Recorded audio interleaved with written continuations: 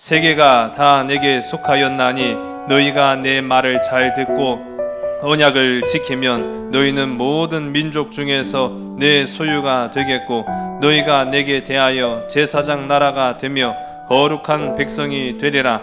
너는 이 말을 이스라엘 자손에게 전할지니라. 아멘. 우리 한 사람 한 사람 나라는 정체성, 나라는 자아가 잘 정립이 되면은 세상에서 휘말릴 일이 별로 없어요. 상처를 주거니 받거니 할 이유도 없다고요.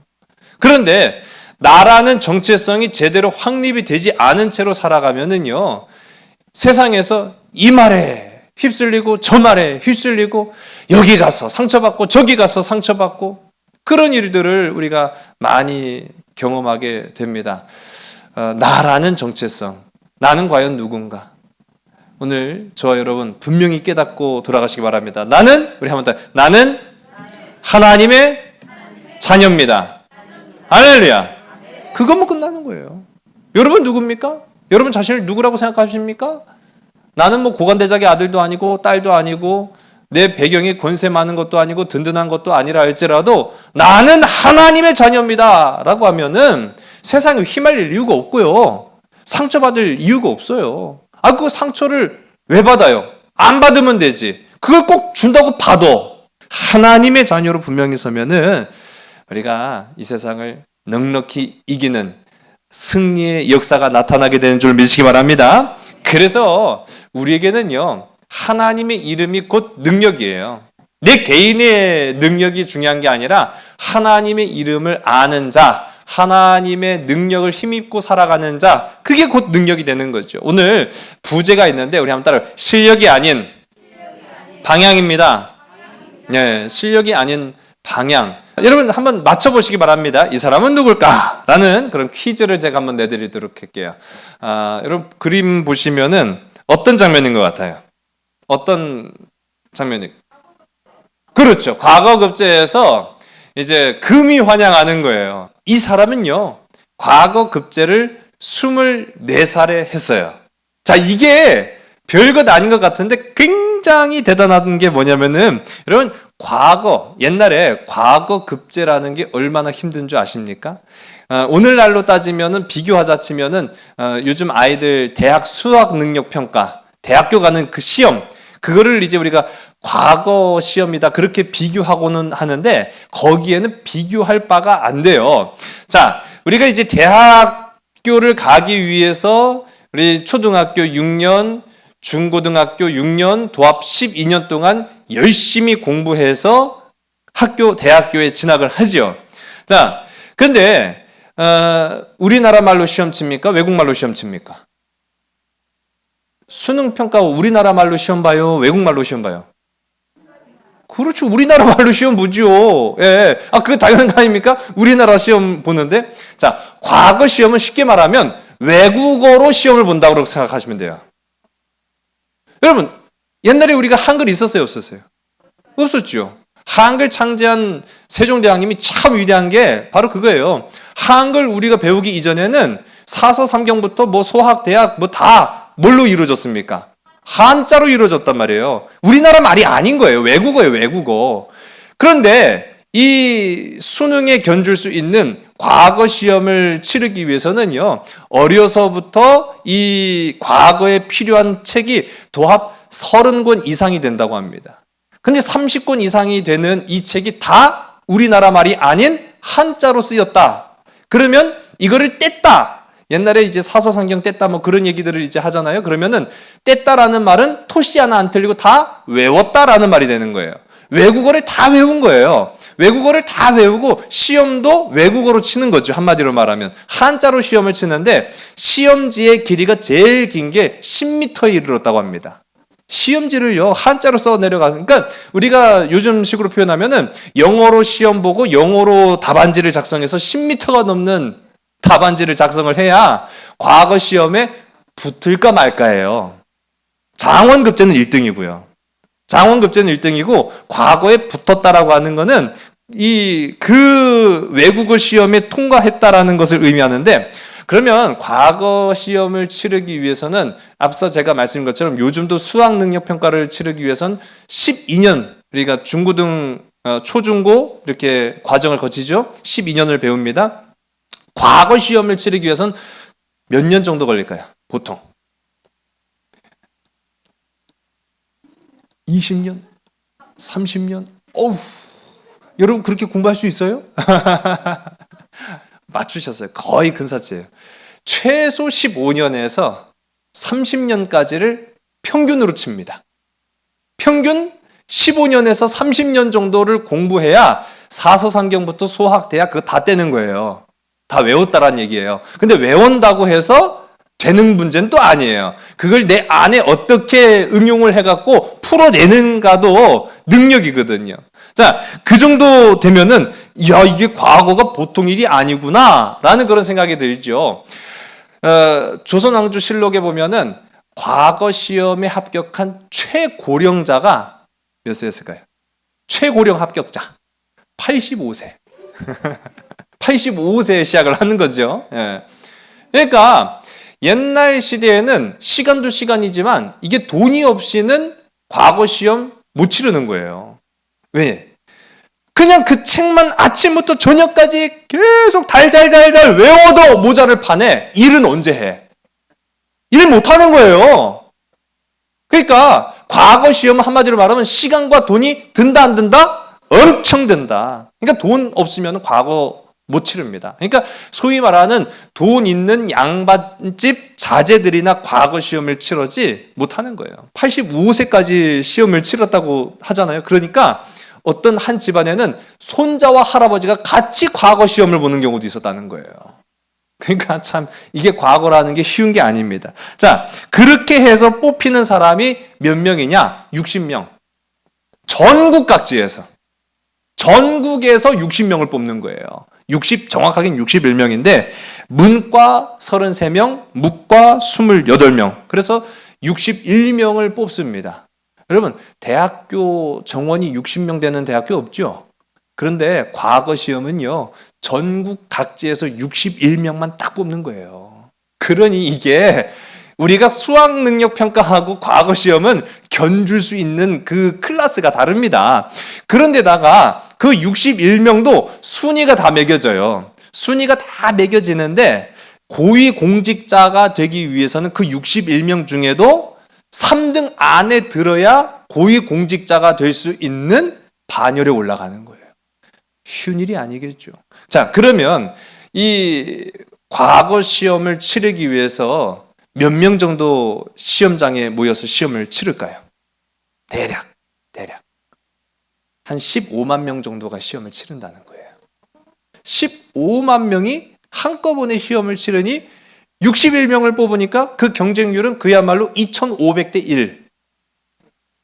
자, 과거 시험이 만만한 게 아니겠죠. 예, 과거 시험 우습게 보면 큰일 납니다. 그래서 이 과거 시험을 치르는데 더 큰 문제는 뭐냐면은 우리는 수능을 몇 년에 한 번씩 봐요. 당연하죠. 1년에 한 번씩 보죠. 과거 시험은 1년에 한 번씩 보는 게 아니었다는 거예요. 3년에 한 번씩 볼 때도 있고 10년도 걸릴 수 있는 게 과거 시험이에요.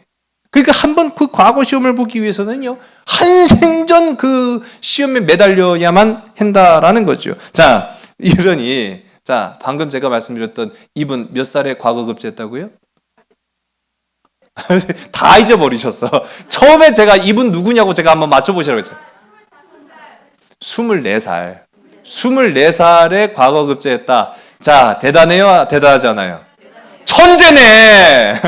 그렇죠. 이제 이 얘기 다 듣고 보니까 24살. 누구는 85세에 과거 급제하는데 이분은 24살에 과거 급제했다는 것은 천재인 거예요, 진짜.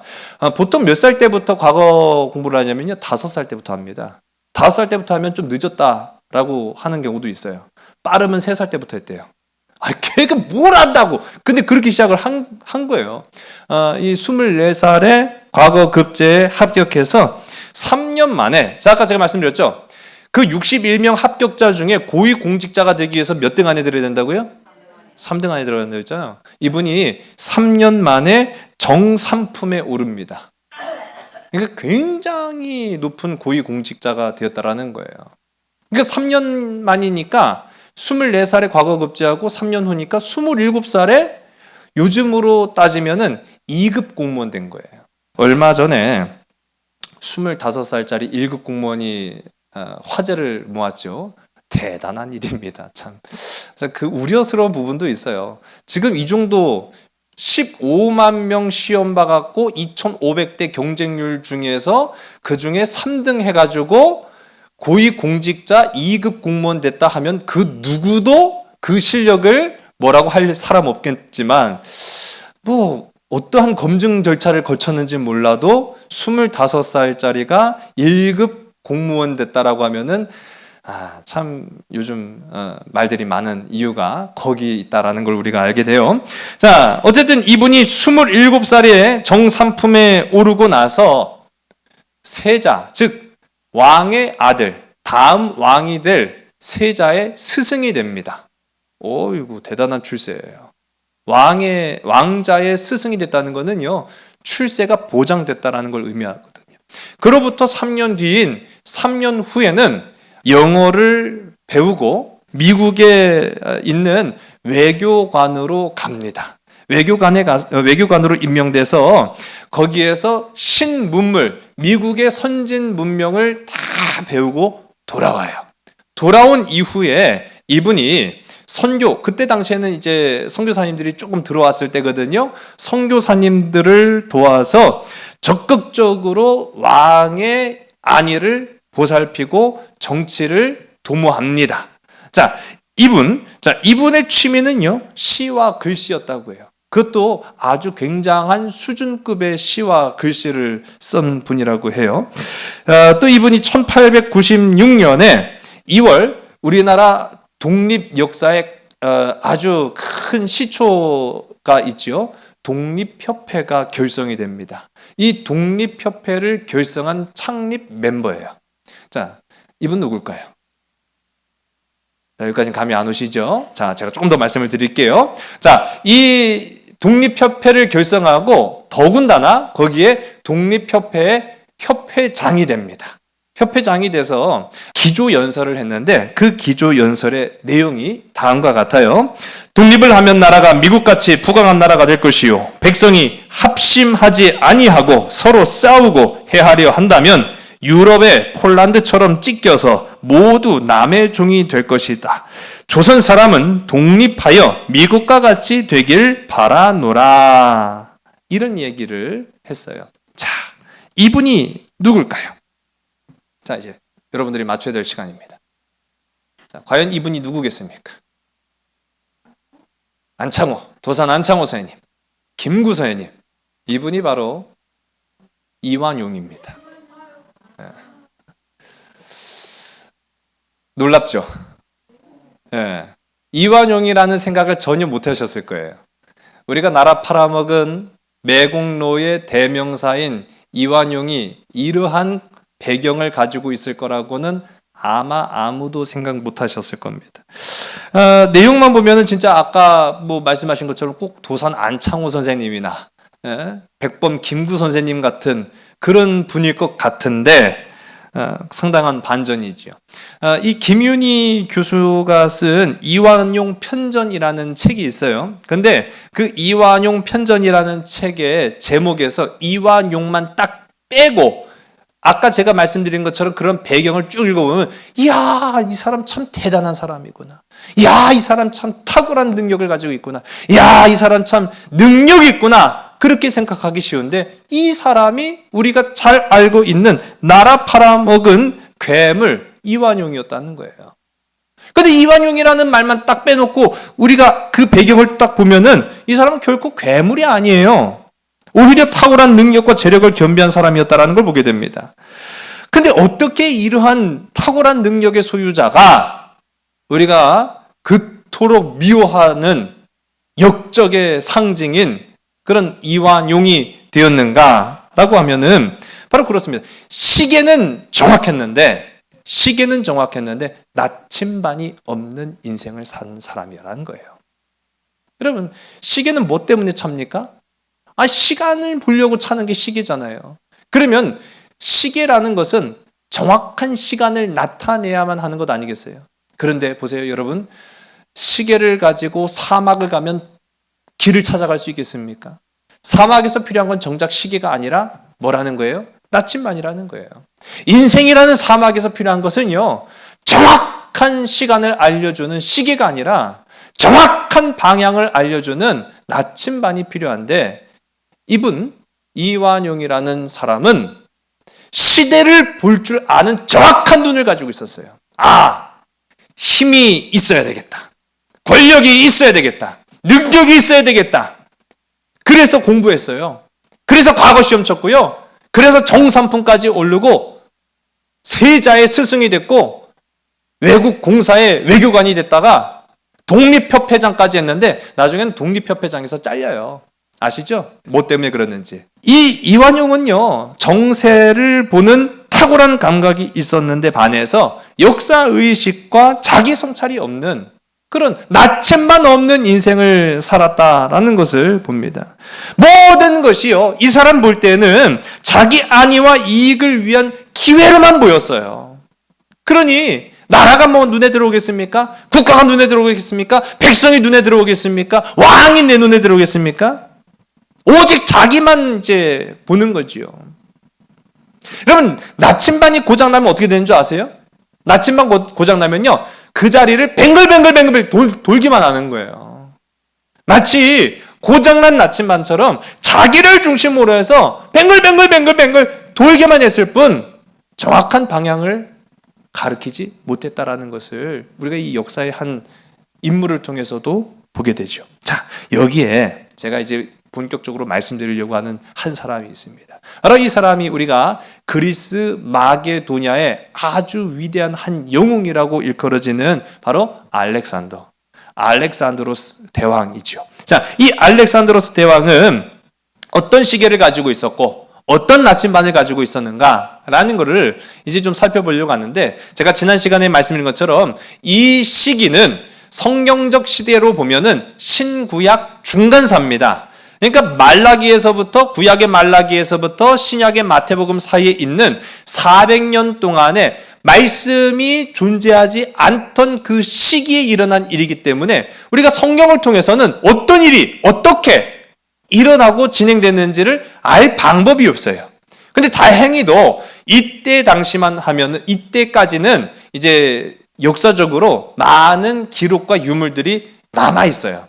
다행히도 그걸 통해서 우리가 이 신구약 중간사에 어떠한 역사적 세계사적 흐름이 있어 왔는가라는 것을 살펴보게 되는데, 자, 지난 시간에 우리가 본 것처럼 이 알렉산드로스, 아주 위대한 이 마게도냐 그리스의 영웅은 그냥 탄생한 게 아니었습니다. 그 아버지부터가 좀 남달랐어요. 아버지가 포로, 이 15살의 포로로 끌려가서 거기에서 전쟁에 눈을 뜬 거예요. 야, 이 전쟁은 이렇게 하면 이기겠구나. 저 아주 전쟁의 천재와 같은 이 필리포, 또 이제 필리포라고 하기도 하고 필리포스라고 뭐 발음은 좀 다양하게 있는데, 자, 필리포 2세. 여러분, 이 필리포 2세 좀 뭐랑 많이 비슷하지 않아요? 신약 성경에 나오는 지명. 이 필리포라는 도시가 이 필리포 2세에 의해서 이름이 지어진 거예요. 이거 필리포라는 이 마을이 우리한테도 익숙한 곳입니다. 그래서 이 알렉산더의 아버지 필리포 2세가 마게도냐와 그리스를 다 통일을 시켜버립니다. 그때까지는 내전으로 찌그락찌그락 지들끼리 막 싸우고 있었다고 말씀드렸죠. 근데 찌그락찌그락 나라 싸움을 하느라고 정말 정신이 없는데, 이제 더 이상 집안 싸움 안 하니까 이들의 눈이 어디를 향하기 시작하는 거예요? 세계를 향하기 시작하는 거예요. 전에는 집안 싸움 하느라고 집안만 쳐다보고 있었는데 더 이상 집안 싸움 할 일이 없으니까 이제는 바깥을 보기 시작하는 거예요. 이야! 세계가 이렇게 넓은데 우리가 그동안 집안 싸움만 하고 있었구나! 라고 하면서 이 필리포 2세가 정복 전쟁을 펼쳐나갑니다. 그런데 채 꽃을 피우기도 전에 이 필리포 2세가 그만 죽고 말죠. 암살당해요. 그 배후는 페르시아였다. 다리우스 3세가 이 암살의 배후였다라고 지난 시간까지 제가 말씀을 드렸어요. 자, 그랬는데 이 필리포 2세 좀 더 알아보겠습니다. 필리포 2세는요, 아내가 좀 많았어요. 7명이었습니다. 아, 이제 놀라지도 않으시네. 뭐 하긴요. 우리가 그동안에 뭐 솔로몬도 봐왔고요. 뭐 아내 많은 사람이야. 뭐 한둘이었겠습니까? 어쨌든 간에 이 필리포 2세가 아내가 7명인데 그 가운데 알렉산더는 5번째 부인에게서 태어났습니다. 이 5번째 부인이 올림피아스라고 불려지는 여인에게서 난 자식이 알렉산더. 그러면은 5번째 부인이면 첫째 부인도 자식이 있을 거 아니에요. 둘째 부인도 자식이 있을 거 아니에요. 셋째 부인도 자식이 있을 거 아니에요. 넷째 부인도 자식이 있을 거 아니에요. 아, 입 아프네. 그쵸? 예. 근데 어떻게 알렉산더가 후계자가 됐고 왕이 됐을까요? 첫째 부인부터 넷째 부인까지는 딸을 낳았어. 딸을 낳았어요. 아이, 여러분 너무 어렵게 생각하죠? 딸을 낳았어요. 그래가지고 다행히도 이 알렉산더가 5째 부인에게서 낳는데 아들이었기 때문에 자기를 위협할 세력이 없는 거예요. 근데 이제 6째 부인을 맞이해요. 긴장되죠? 자기는 5째 부인에게서 낳는데, 자, 6째 부인이 자식을 낳았어요. 누굴 낳았어요? 어떻게 하셨대? 하긴 뭐 딸 아니면 아들 둘 중에 하나니까 딸을 낳았어요. 안도의 한숨을 내셨어요. 자, 그런데 이 필리포가 좀 이상한 사람이네. 7째 부인을 들였어요. 근데 7째 부인은 더군다나 10대 아주 젊은 이 소녀를 아내로 맞아들여서 임신을 하게 됩니다. 자, 문제는 이 7번째 아내의 숙부가 정치적인 입지가 좀 있었던 사람이에요. 근데 이 정치적인 입지가 있었던 7번째 아내의 숙부가 여기저기 다니면서 떠들고 다닌 거야. 뭐라고 떠들고 다녔느냐 하면 7번째 아내가 낳을 자식이 누구면? 그렇지! 아들이면 후계자를 7번째 아내의 아들로 해야 되겠습니다. 라는 얘기를 가는 곳마다 떠들고 다녀요. 그때의 알렉산더의 나이가 이제 한참 사춘기를 겪을 때 16, 17세 정도 된 나이였어요. 근데 어느 정도로 이게 공공연히 떠들었냐면은 알렉산더가 보는 앞에서도 그렇게 떠들고 다녔어요. 너는 아무것도 아니야. 왜냐하면 7번째 아내가 필리포의 총애를 받았거든요. 사랑을 받았거든요. 그러니까 필리포의 총애를 받는 7번째 아내가 아들을 낳으면 너 대신에 이 7번째 아내의 아들로 후계자를 삼을 거다. 그러니까요. 화딱지가 나갖고 17의 알렉산더가 이 7번째 아내의 삼촌한테 잔을 집어던져요. 그러니까 그것도 연애 자리에서 그렇게 된 겁니다. 연애 자리에서 알렉산더가 자기한테 자꾸 자기 승질을 건드리네? 얘도 보통 애는 아닌데요. 그러니까 잔을 확 집어 던졌어요. 그러니까 중간에 이놈의 새끼가! 하고 나선 사람이 누굴까요? 아버지였어. 이야, 지금 아버지는 누구 편 들어줘야 돼요? 여러분 너무했네. 알렉산더 편 들어줘야지. 그래도 아니 알렉산더 편을 들어줬어야 될 것 같은데 사실은 여러분 말이 맞아요. 알렉산더 편을 들어줘야 될 것 같은데 이 필리포 아버지가 알렉산더한테 칼을 겨눈 거예요. 이놈의 새끼가 어디서? 그래가지고요 알렉산더가 도망갔어요. 몇 년 동안 아버지랑 안 보다가 그 관계가 다시 회복이 됩니다. 왜 회복됐을까요? 7번째 아내가 딸을 낳거든.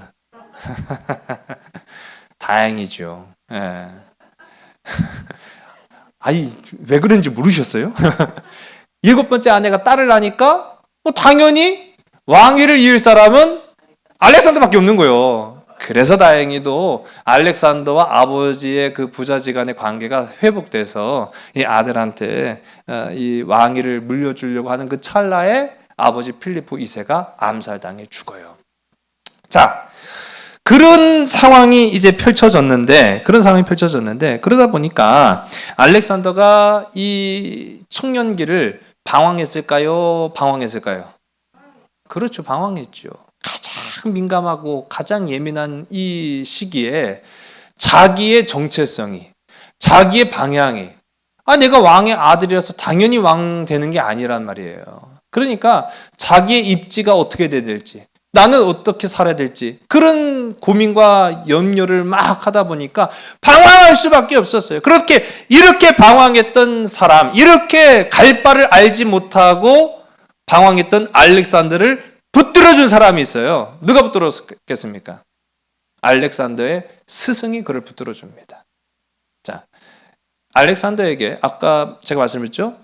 어떤 시계가 있었고 어떤 나침반이 있었을까라고 했는데, 이때까지는 알렉산더한테는 좋은 시계도 없었고 좋은 나침반도 없는 그저 방황하는 인생에 불과했는데, 이때 좋은 나침반의 역할을 한 사람이 나타났으니 그가 바로, 여러분, 그리스 3대 철학자가 있어요. 예. 우리 지난 시간에 소크라테스, 플라톤, 또 한 사람? 아리스토텔레스. 아리스토텔레스가 이 알렉산더의 스승입니다. 대단한 분이에요. 요즘으로 따지면은 서울대 교수님한테 배웠다, 그 정도로 이제 우리가 이해하시면 되죠. 아리스토텔레스가 이 방황기에 있었던 이 알렉산더를 붙잡아 줍니다. 그래서 그를 붙잡아 줬을 뿐만 아니라 그에게 그가 가진 도덕과 교리와 모든 지식을 전수해 주는데, 심지어는 뭐까지 전수해 줬느냐? 전쟁에 관련한 전략과 전술까지 이 아리스토텔레스로부터 다 전달받아요. 그래 얼마나 대단한 인물이 되었겠습니까? 그렇게 다행히도 방향을 잘 잡아서 이 알렉산더가 성장했어요. 자, 그런데 갑작스럽게 아버지가 죽고 나니까 23살의 알렉산더가 왕이 됐습니다. 자, 왕이 된 순간에 제가 지난 시간에도 말씀드렸어요. 아버지가 갑작스럽게 죽고 그 아들이 왕이 되면은 그 다음에 해야 될 일이 뭡니까? 뭘 하기 시작해야 돼요? 뭘 해야 됩니까? 장가 가요? 아버지의 대업을 잇는 거예요. 한마디로 말하면 이 가업을 잇는 거죠. 근데 가업을 잇는데 그게 뭐냐? 이 필리포 2세가 집안 싸움하다가 통일하고 나서 보니까 세계가 보이기 시작하는 거예요. 야, 세계는 이렇게 넓은데 세상을 정복하자라고 하다가 채꽃이 피기도 전에 암살돼 죽었거든요. 그러니까 이 알렉산더가 아버지의 대업을 이어서 세계를 정복할 생각을, 야망을 마음에 품기 시작합니다. 자, 그래서 첫 번째로 눈에 들어온 대상이 바로 그 시대 가장 강력한 패권을 쥐고 있었던 나라, 어디였을까요? 자 보세요. 아수르, 바벨론, 그렇죠. 페르시아. 페르시아가 지금 그리스는 문명을 피우기 이전입니다. 그러니까 이 알렉산더가 눈을 돌려서 딱 보니까 더군다나 아버지의 원수, 아버지를 살해한 다리오 3세가 있는 페르시아를 쳐야겠다. 야, 대단한 용기예요. 페르시아하고는 사실상 그때만 하더라도 그리스가 페르시아하고 게임이 안 될 거라고 생각했던 존재거든요. 그런데 아주 용감하게도 20대의 패기인지는 몰라도 페르시아를 정복하자라고 이제 마음을 먹었는데, 문제는 뭐냐면 이 출발도 하기 전에 브레이크부터 걸렸어요. 왜 브레이크 걸렸냐 하면 아버지 필리포 2세가 가까스로 집안 싸움은 멈춰나게 했잖아요. 그리스를 통일했단 말이에요.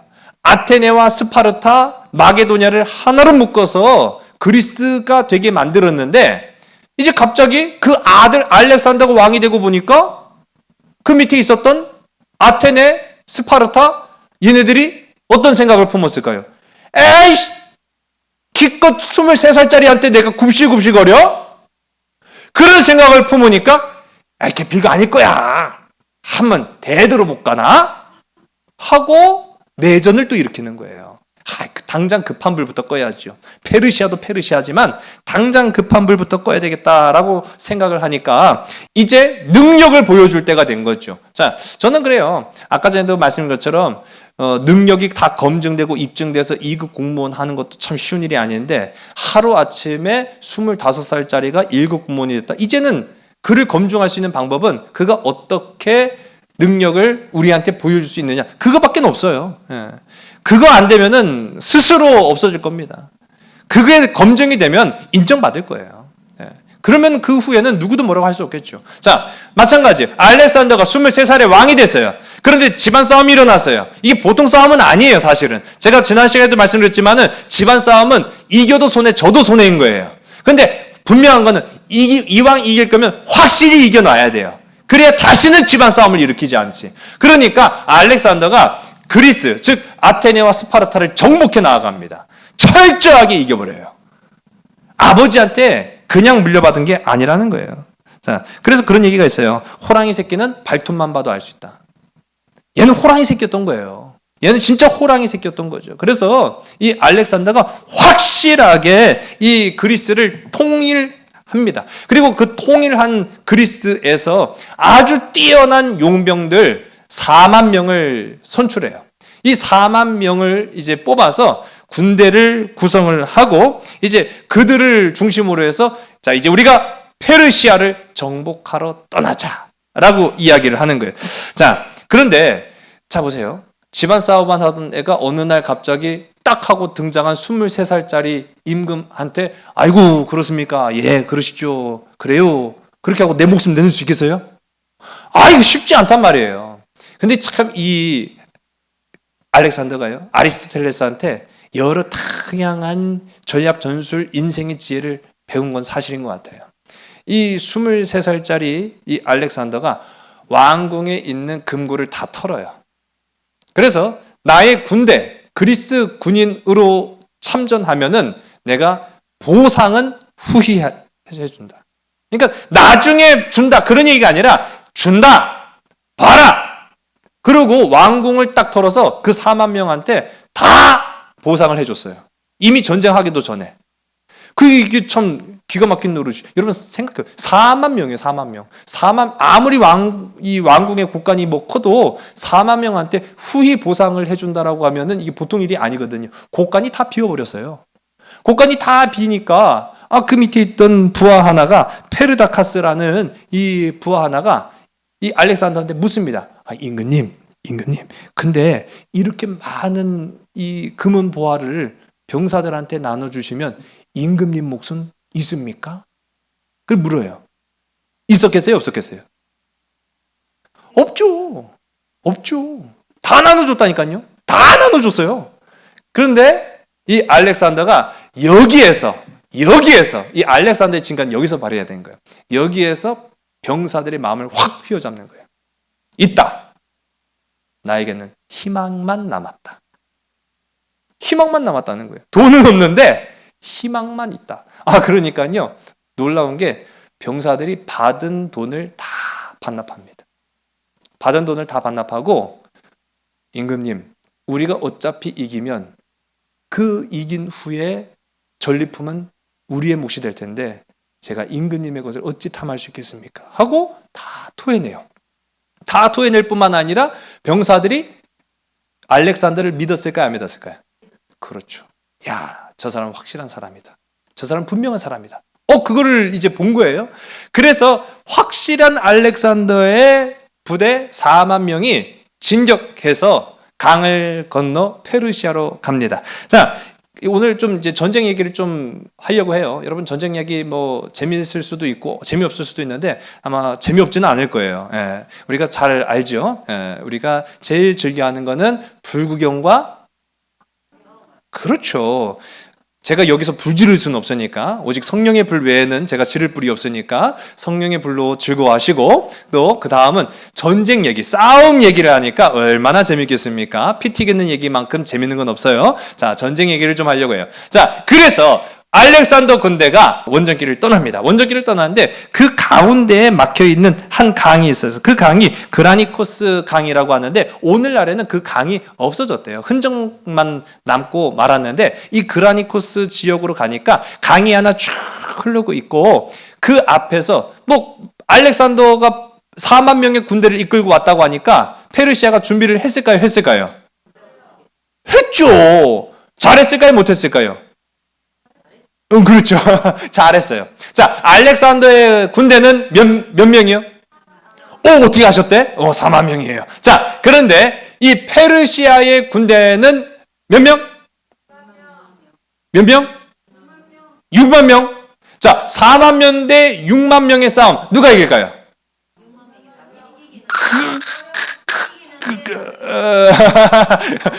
결과까지 얘기하시면 재미없어. 자, 4만 명 대 6만 명의 싸움이 아니라, 자, 알렉산더의 군대는 4만 명, 페르시아의 군대는 60만 명.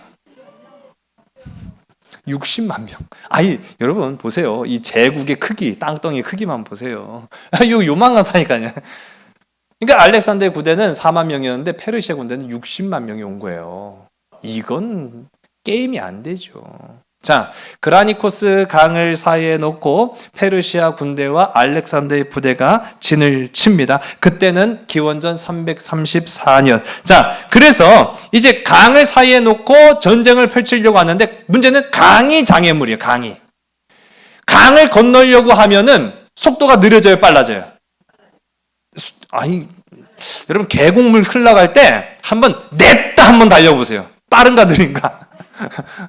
우리가 물살을 이길 수가 없어요. 이 물살이 있기 때문에 내가 마음은 벌써 건너갔는데 몸은 아직도 물 한가운데 있어. 그러니까 이 강물이 문제인 거예요.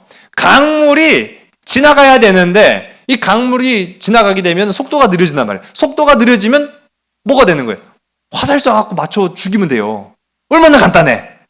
그러니까 누가 먼저 건너오냐가 이제 승패를 가르게 되는 거예요. 누가 먼저 건너올 것이냐. 자, 그런데 지금 누가 먼저 건너가야 되겠어요? 페르시아가 건너갈 이유가 없죠. 페르시아는 지키기만 하면 돼요. 지금 급한 거는 쟤네들이지 우리가 아니요. 쟤네가 쳐들어온 거예요. 근데 우리가 굳이 건너가면서 야 싸워보자 하다가 다 화살밥 될 이유는 없잖아요. 그러니까 와봐 하면서 그냥 도발만 하면 되는 거예요. 그러니 누가 먼저 건너가긴 해야 돼요. 그렇죠. 알렉산더의 부대가 먼저 건너가긴 해야 돼요. 그런데 이게 참 어떻게 건너가야 되지라는 이제 고민이 이제 빠지는 거죠. 그런데 중요한 건 뭐냐면은 원래 이제 싸움을 하게 되면은 이렇게 쭉 일자로 싸울 때 먼저 어디부터 치기 시작할까요? 가운데부터 치면 큰일 나요. 전법이 다 이슈. 그러니까 제가 오늘 전략 전술을 알려드릴 테니까 나중에 패싸움 하려거든 그렇게 일자로 대치를 해놓고 패싸움 하시면 돼요. 앞에 가운데 있는 놈이 먼저 나가면 큰일 나요. 예? 자, 일자로 서 있으면은 가운데를 치는 게 아니라 항상 우측에 있는 부대가 먼저 공격을 하는 거예요. 우측에 있는 부대가 먼저 공격하면 자, 반대편 진영에서도 어느 편에 있는 부대가 그걸 먼저 공격을 해야 될까요? 그렇죠. 반대편 진영에서 우측에 있는 부대가 먼저 공격을 하는 거예요. 그러니 한마디로 말하면 꼬리와 꼬리를 물고 가는 형태가 되는 거예요.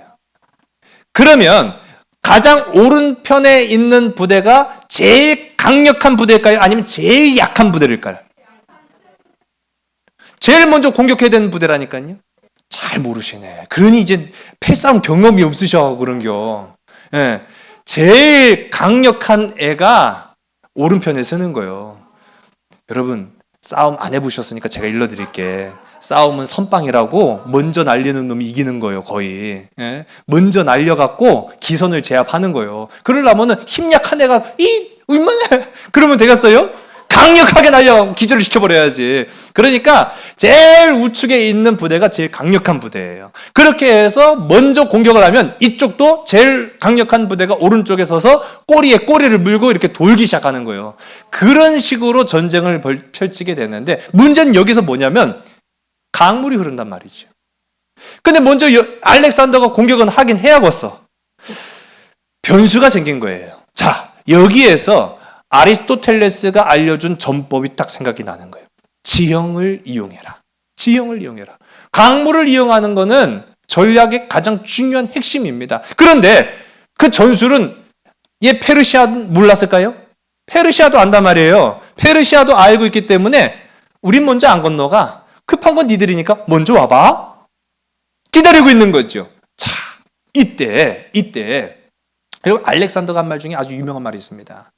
전쟁은 격동이다. 그런 얘기를 했어요. 전쟁은 격동이다. 무슨 말이냐면은 이론으로 100번 알아도 아무 소용없다. 실전에서 언제든지 전략 전술은 바뀐다.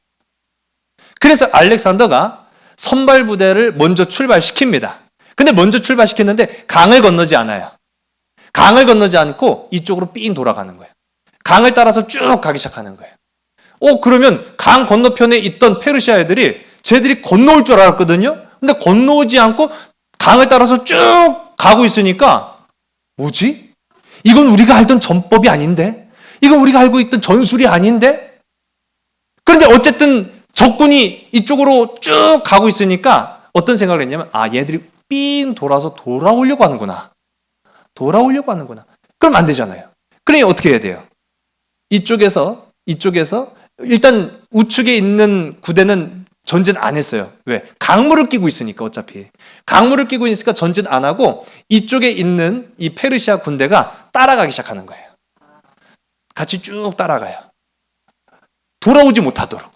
쭉 강을 사이에 놓고 쭉 따라가는데 자, 이때 갑자기 알렉산더가 말을 돌려서 사이로 치고 들어오는 겁니다. 급변하는 거예요.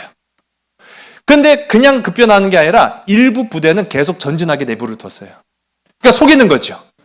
일부 부대는 계속 전진하고 있으니까 이 페르시아 군대는 같이 따라가고 있으면서 갑자기 일부 부대가 방향을 확 돌려가지고 빈 틈을 노리고 있거든요. 그러니까 미처 그걸 쫓아가지 못하는 거예요. 쫓아가지 못하는 사이에 이 부대가 바로 알렉산더가 있었던 거예요. 알렉산더 혼자서 강물을 먼저 건너기 시작해요. 그러니 어떻게 그 뒤에 따르고 있는 부하들이 같이 따라가는 거예요. 따라가기 시작하는 거예요. 그러면서 적군의 전열이 흐트러지기 시작하는 거예요. 이게 뭐지? 이러고 있는 사이에 나머지 부대도 빈틈을 다 파고듭니다. 누가 이겼어요? 알렉산더가 이겼어요. 놀라운 거예요. 놀라운 전법을 발휘해서 알렉산더가 그라니코스 전쟁에서 승리를 합니다. 그렇게 전쟁을 하고 나서 보니까 페르시아가 이거 뭐지? 이런 상황이 된 거예요. 그러면서 이제 이 알렉산더의 부대는 이쪽으로 더 내려온 거예요. 그러면서 알렉산더가 탄력을 받습니다. 탄력을 받아서 1년 뒤인 기원전 333년에 이수스라는 지역이 있어요. 더 깊은 곳으로 들어갔는데 이수스 전쟁에서도 또 이 페르시아가 지는데 이때는 크게 졌어요. 그래서 다리우스 3세가 황금마차, 이 다리우스는요 황금마차를 타고 다녔거든요. 황금마차도 버리고 도망갔어요. 황금마차도 버리고 도망가고 그 전쟁에서 페르시아군 10만 명이 포로로 잡힙니다. 엄청난 거죠. 아니 그리스 군대가 4만 명밖에 안 되는데 포로가 10만 명이요. 그러니 엄청난 대승을 거뒀어요. 그리고 이 다리오 3세는 저 깊은 페르시아 변방으로 도망을 치고 말았어요. 자, 이제는 뭐만 남았어요? 도망간 다리오 3세를 쫓아가서 죽이기만 하면 돼요. 그런데 여기에서 알렉산더가 다리오 3세를 쫓아가지 않습니다. 방향을 틀어요. 방향을 틀어서 이쪽으로 내려가요. 그래서 남쪽으로 남하합니다. 남하하는 이유가 있어요. 어느 나라를 가기 위해서? 이스라엘이 요충지죠. 아니에요. 아니 이스라엘이 뭐라고 이스라엘 정복하려고 해요. 우리가 그동안 이제 고대 근동 시대에 패권을 다루고 있는 나라 중에서 가장 단골로 나왔던 나라. 그렇죠. 썩어도 준치라고 하여튼 고대 근동 시대에 그냥 웬만한 강력한 국가였다고 하면 애굽 한번 다 이겨보고 싶어가지고 안달이 난 거예요. 아수르도 그랬고 바벨론도 그랬고 페르시아도 그랬고 그래서 결국은 다 이기긴 했지만은 어쨌든 간에 이 웬만한 나라는 애굽을 이겨야 고대 근동 이 지중해를 주름 잡았다 그렇게 이야기할 수 있거든요. 그러니까 이 알렉산더도 마찬가지로 알렉산더가 다 배운 게 있기 때문인 거예요. 아리스토텔레스한테 고대 근동의 역사와 배경을 다 알고 있기 때문에 이 지중해 지역에 애굽을 붙잡는 나라가 패권을 잡습니다라는 걸 알아요. 그래서 다리오 3세를 쫓아가지 않고 밑으로 남하해서 애굽으로 갑니다. 자, 애굽으로 가는데 중요한 건 여기서 이제 다 등장하기 시작하는 거예요. 애굽으로 가는 길목에 이스라엘도 있겠지만 성경 시대 보면은 이스라엘하고 인접한 북쪽 국가가 있어요. 뭐와 뭐, 꼭 쌍둥이처럼 나오는 거. 뭐와 뭐. 철수와 영이 뭐 그렇게 나오는 그런 나라가 있는데 뭐와 뭐 어떤 나라? 이스라엘 북쪽 국가 두로와 시돈. 여러분 많이 들어보셨을 거예요. 근데 두로와 시돈은 도시 국가였습니다. 이게 도시 국가로서 두로와 시돈이라고 불렀는데 두로라는 나라가 이 애굽으로 가는 길목에 딱하니 버텼어요. 자, 여러분 보세요. 60만 대군을 이긴 이 그리스 군대, 페르시아의 60만 대군을 이긴 그리스의 군대가 진격해 온다. 다른 나라들 벌벌벌벌 떨까요, 안 떨까요?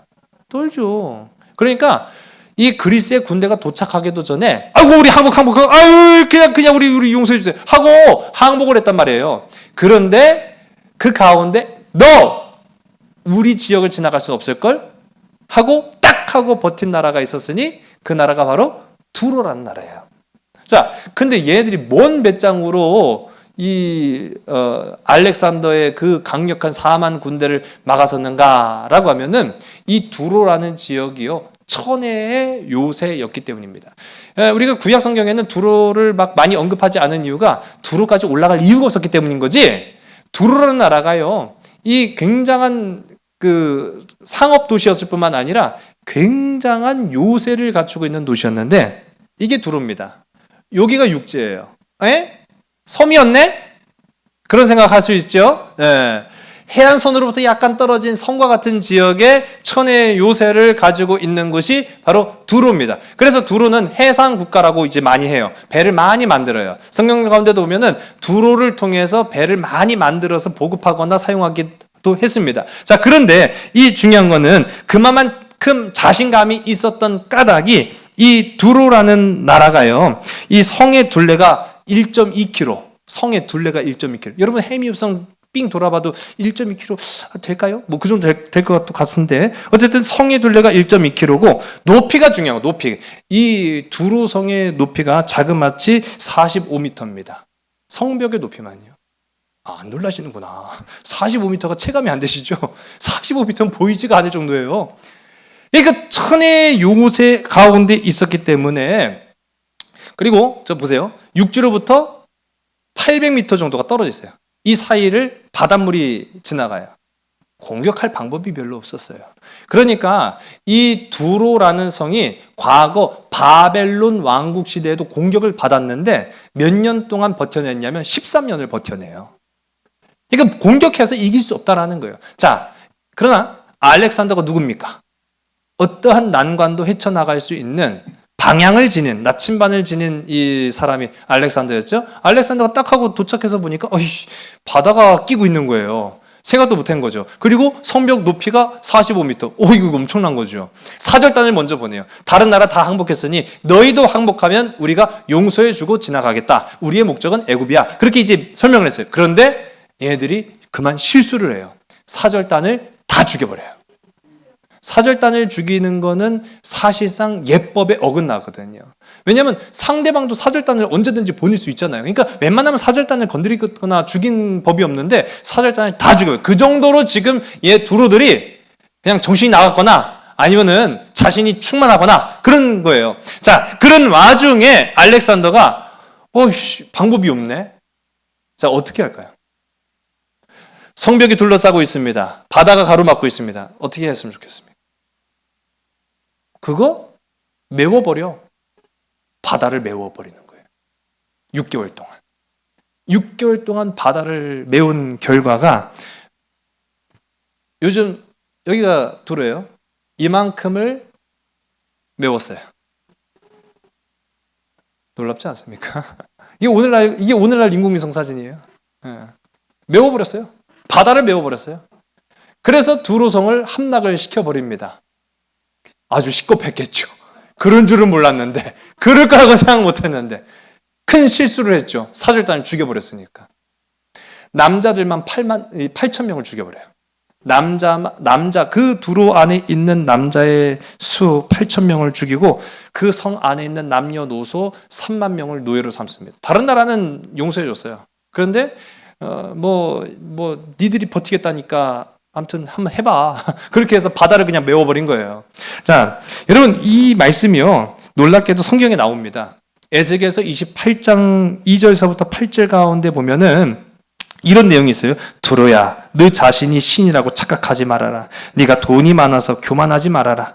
여호와께서 다른 나라로 너를 치시리니 너를 구덩이에 빠뜨려 바다 가운데서 죽게 하리라.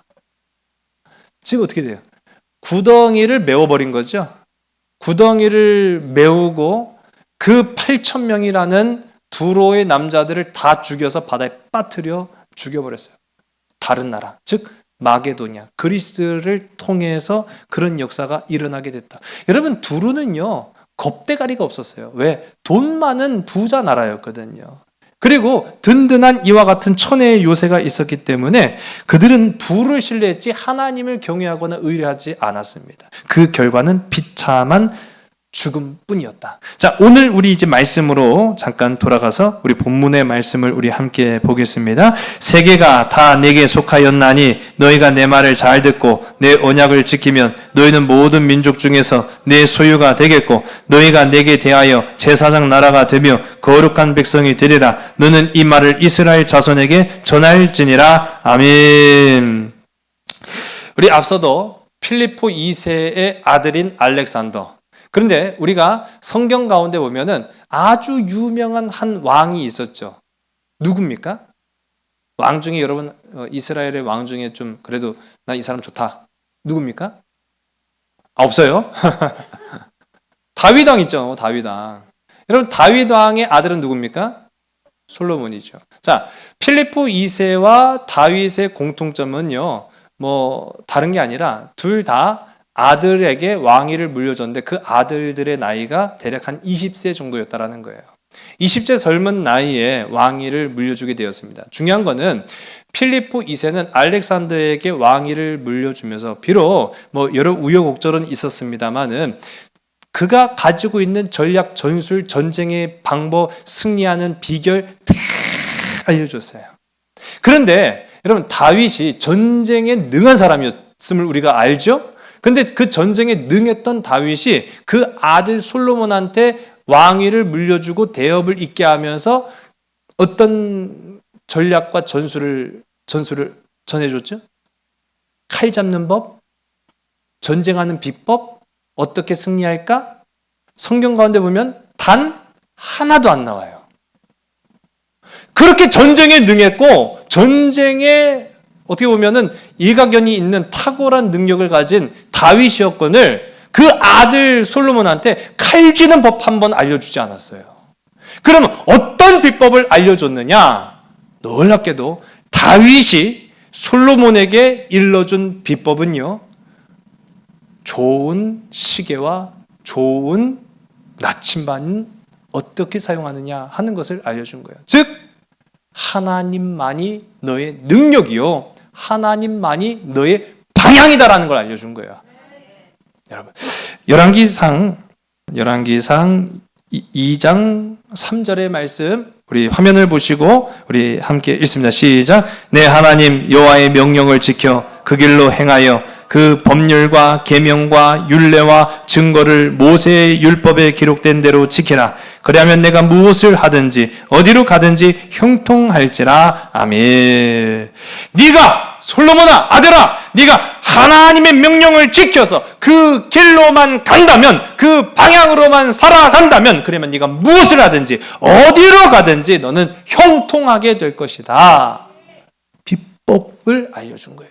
여러분, 이제 오늘 말씀을 마무리하겠습니다. 페르시아도, 두로도, 애굽도 모두 야망의 방향으로만 나아갔을 때 성경은 하나님의 자녀된 우리한테 너는 누구의 나라가 되라? 제사장의 나라가 되라.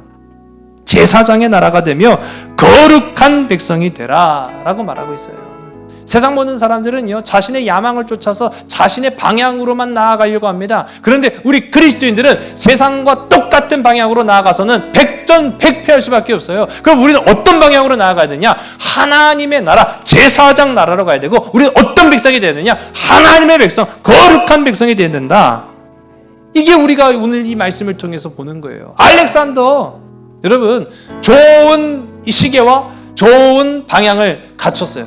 그런데 끝으로 갈수록 그 방향을 그만 잃고 맙니다. 이제 그것을 이제 다음 주에 우리 한번 살펴볼 것이고요.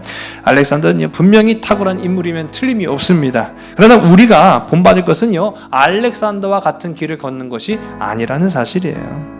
하나님을 향하는 나침반, 즉 하나님께 대한 믿음이 없으면 아무리 좋은 능력, 아무리 좋은 시계, 아무리 좋은 나침반을 가지고 있어도 우린 다 죄인일 수밖에 없다라는 거예요. 거룩한 하나님의 나라, 하나님 백성의 길을 오늘도 묵묵히 걸어가는 복된 저와 여러분, 우리 모두가 다 되기를 주의 이름으로 간절히 소원합니다. 기도하시겠습니다.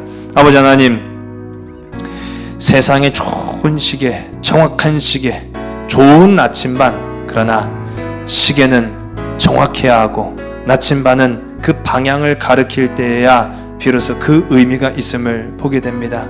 우리 인생의 능력은 출중하나 방향을 알지 못하고 우리가 세상의 좋은 시계를 쫓아가느라고 야망에 눈 어두워서 아버지 우리 스스로 죄인의 삶을 살아갈 때가 참 많습니다. 아버지 오늘 이 시간 페르시아처럼 그리스처럼 두로처럼 아버지 애굽처럼 야망을 쫓아 살아가는 어리석은 자 되지 않게 하시고 오직 실력은 하나님의 능력, 하나님의 이름을 아는 것이며 하나님께서 우리에게 정해주신 그 방향으로 나아가는 삶의 순종, 믿음이 오늘 우리가 가야 할 길임을 기억하고 고백하는 주님의 백성된 자녀들 다 되게 인도하여 주시옵소서. 이제 우리가 세상으로 향하여 나아갑니다. 3일 동안 살아가는 모든 삶의 순간순간 주님께서 우리의 마음을 주장하시고 우리의 마음을 사로잡아 주셔서 나를 주장하는 것이 아니라 하나님의 마음을 주장할 수 있는 주의 자녀들 되게 하여 주시옵소서. 모든 것 주께 온전히 의탁하오며 참 사랑 되시는 나사렛 예수 그리스도 이름으로 감사하며 간절히 기도드렸사옵나이다. 아멘.